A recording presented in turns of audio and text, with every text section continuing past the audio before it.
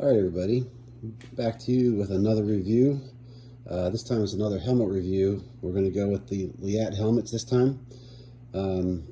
Had these two helmets I rode each one of them for, the one on the right, I rode that for about a season. The one on the left, rode that since the beginning of this season so far. What we've got here, sorry for the shaking. This is a GPX 55 from Leatt.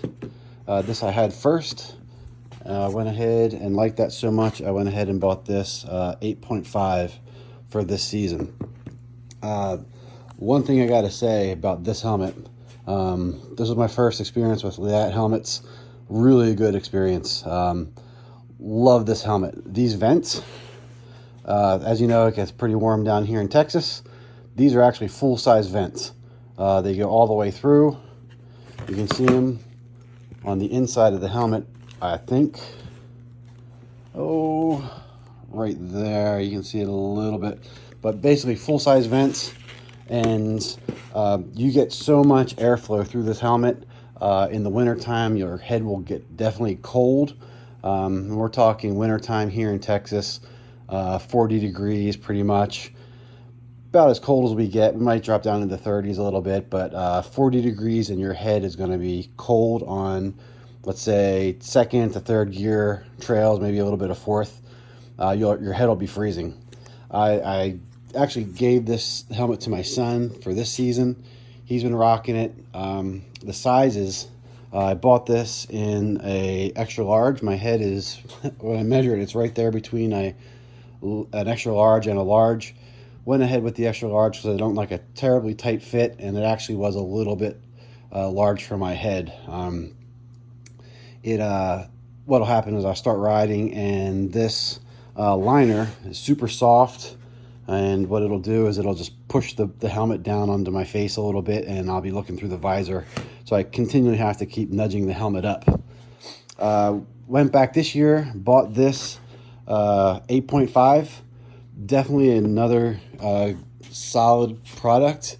However, these vents on this helmet, nowhere near as good as the what is it, 5.5? Yeah, 5.5. You get good cooling through these. However, like I said, your head's not going to get cold in the wintertime.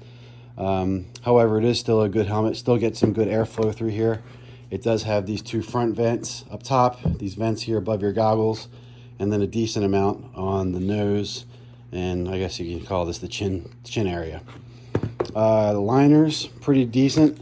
The way they go in and out. Let's see here. I'm trying to do this one-handed. Basically, your normal snaps, like a lot of other helmets.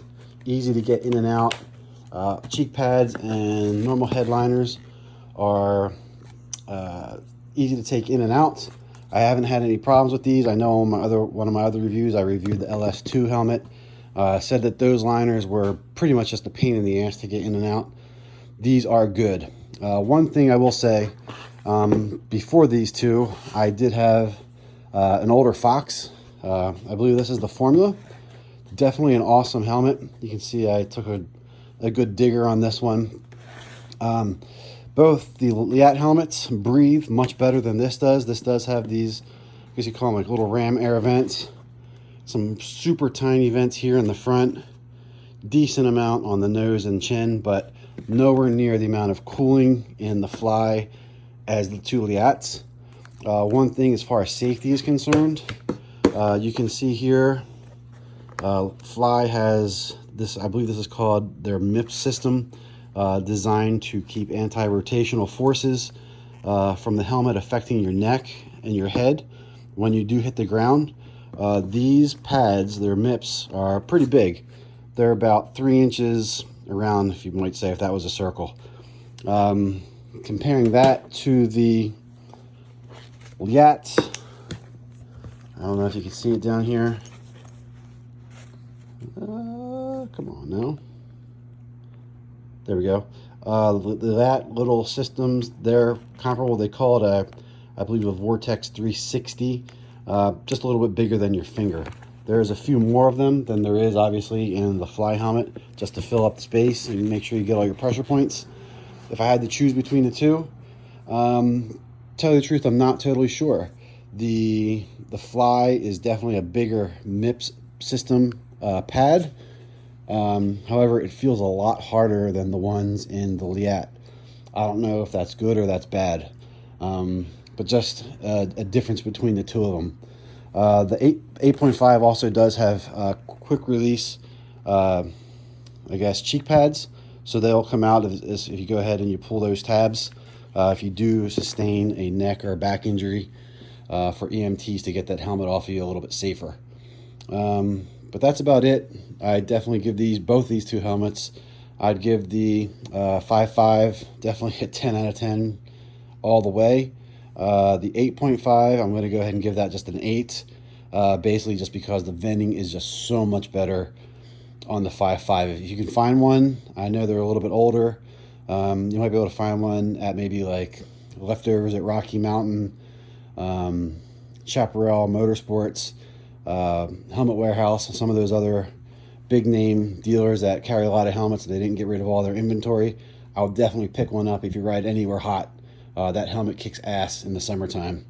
And again, this is my helmet I'm using now. Give it a solid 8 out of 10. So good luck. Talk to you guys soon.